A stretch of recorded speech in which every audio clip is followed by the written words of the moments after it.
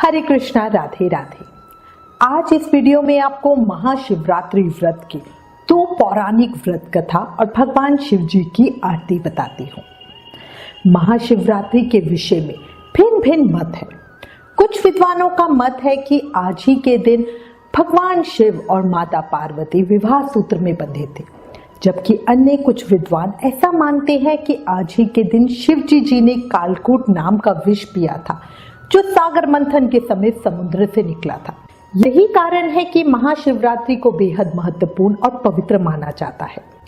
महाशिवरात्रि की कथा में हमें ये वृत्तांत मिलता है, जिसके अनुसार किसी के द्वारा अनजाने में की गई पूजा से प्रसन्न होकर भगवान शिव ने उन्हें अपनी असीम कृपा प्रदान की।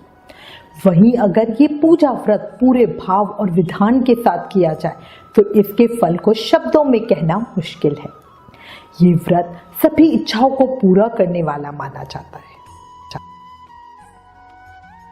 अब आपको महाशिवरात्रि की पहली पौराणिक कथा बताती हूँ।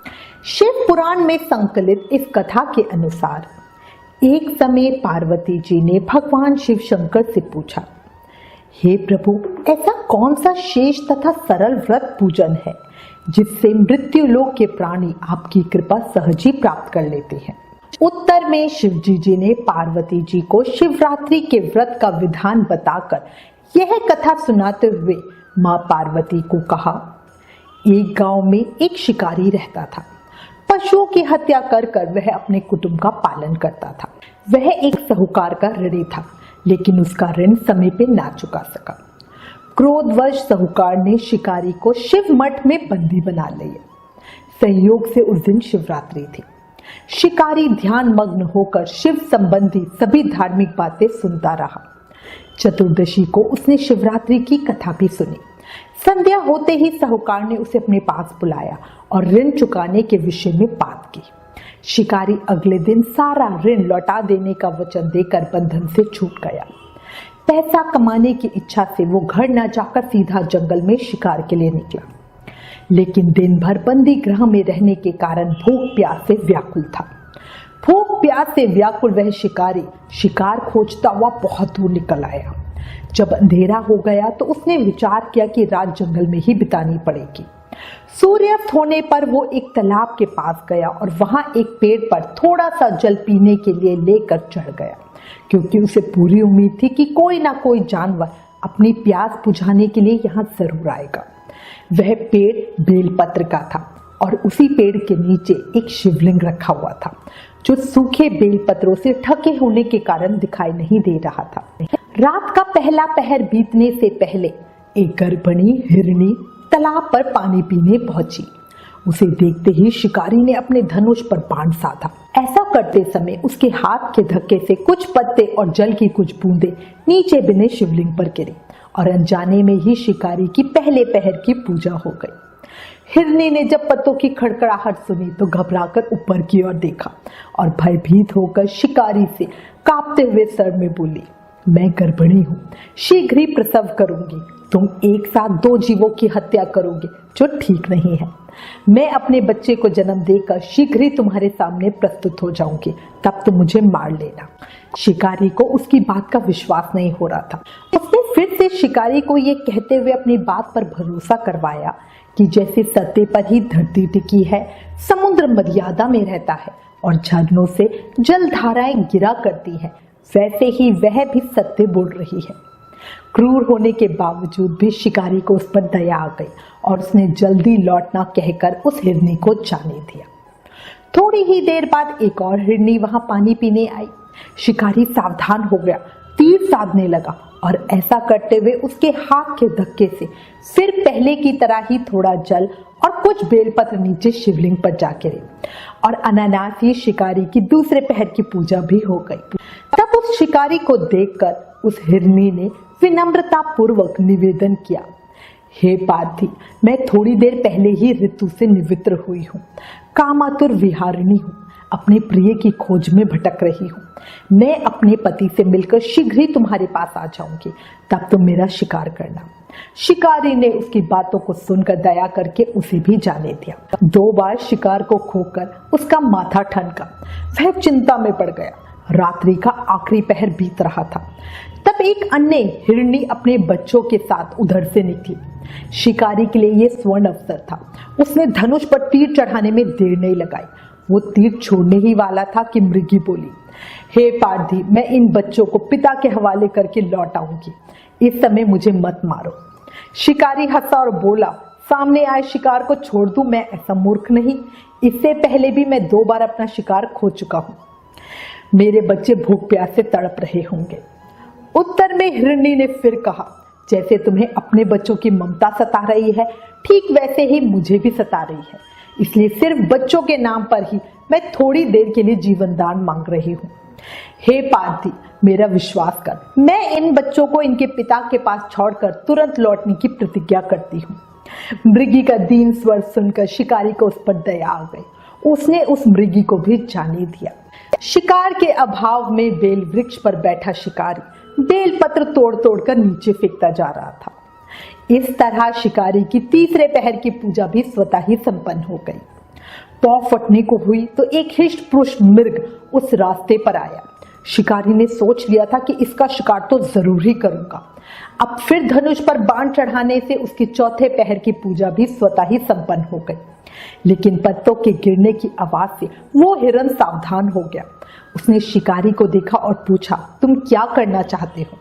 शिकारी बोला, अपने कुटुंब को भोजन देने के लिए तुम्हारा वध करूंगा। वह मृग प्रसन्न होकर कहने लगा, मैं धन्य हूँ, मेरा ये शरीर किसी के काम आएगा। परोपकार से मेरा जीवन सफल हो जाएगा। पर कृपया कर अभी मुझे जाने दो, ताकि मैं अपने बच्चों को उनकी माता के हाथ में सौंपकर उन सबको धीरज बंधाकर यहाँ लौट आऊंगा। शिकारी बोला, जो यहाँ आए सभी बातें बनाकर चले गए और अभी तक नहीं लौटे। यदि तुम भी झूठ बोलकर चले जाओगे तो मेरे परिजनों का क्या होगा? अब हिरन ने ये कहते हुए उसे अपने सत्य बोलने का भरोसा दिलवाया कि यदि वो लौटकर नहीं आएगा तो उसे वो पाप लगेगा जो लगा करता है, जो सामर्थ होते हुए भी दूसरों का उपकार नहीं करते। वो पाप उस हिरन को लगेगा। शिकारी ने उसे भी ये कहकर जाने दिया कि शीघ्र लौट आना। उपवास, रात्रि जागरण तथा शिवलिंग पर बेलपत्र चढ़ाने से शिकारी का हिंसक हृदय निर्मल हो गया। उसमें भगवत शक्ति का वास हो गया। धनुष तथा बाण उसके हाथ से सहज ही छूट गए। भगवान शिव की अनुकंपा से उसका हिंसक हृदय कारुणिक भावों से भर गया। वह अपने अतीत के कर्मों को याद करके पश्चाताप की ज्वाला में जलने लगा। तभी उसने देखा सब हिरन, हिरनियों और उनके बच्चे एक साथ उसकी तरफ आ रहे हैं। अब उस शिकारी की शिव कृपा से सभी पाप भस्म हो गए थे।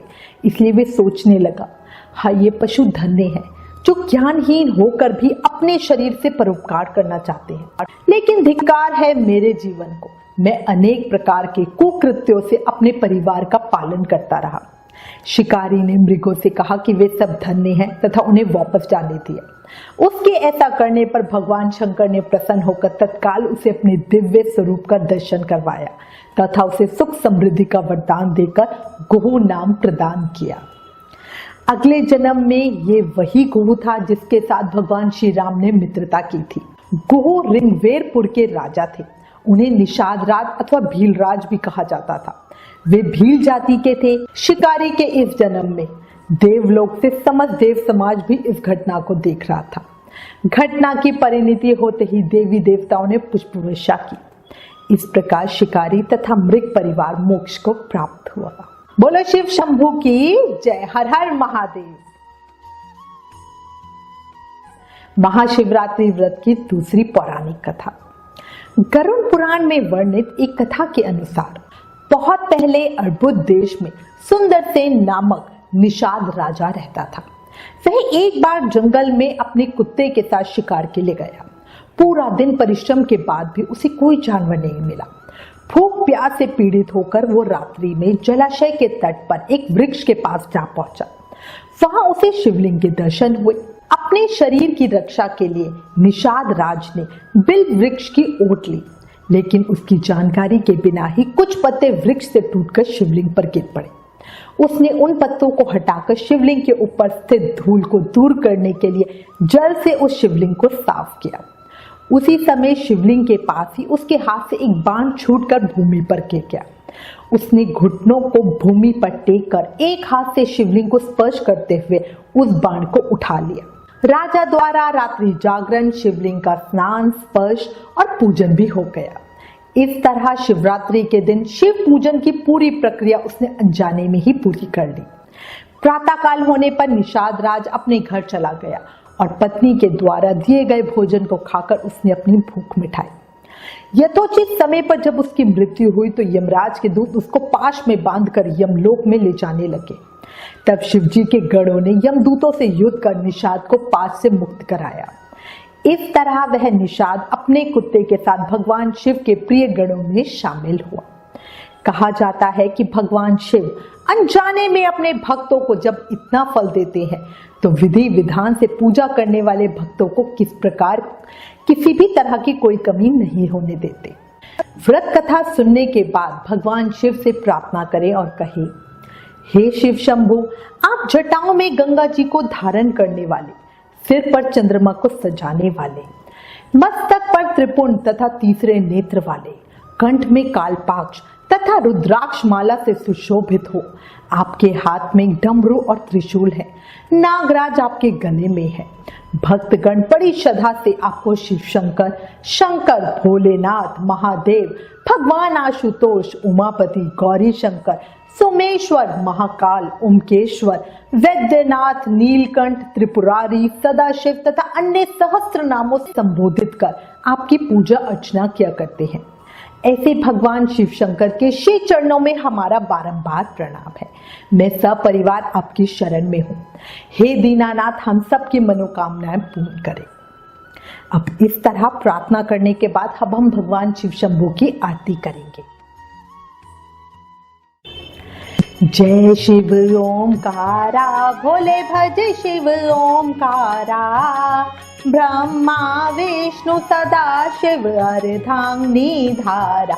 ओम जय शिव ओमकारा, एकानन चतुरानन पंचानन राजे, स्वामी पंचानन राजे, हंसासन गरुणासन वृक्षवाहन साज।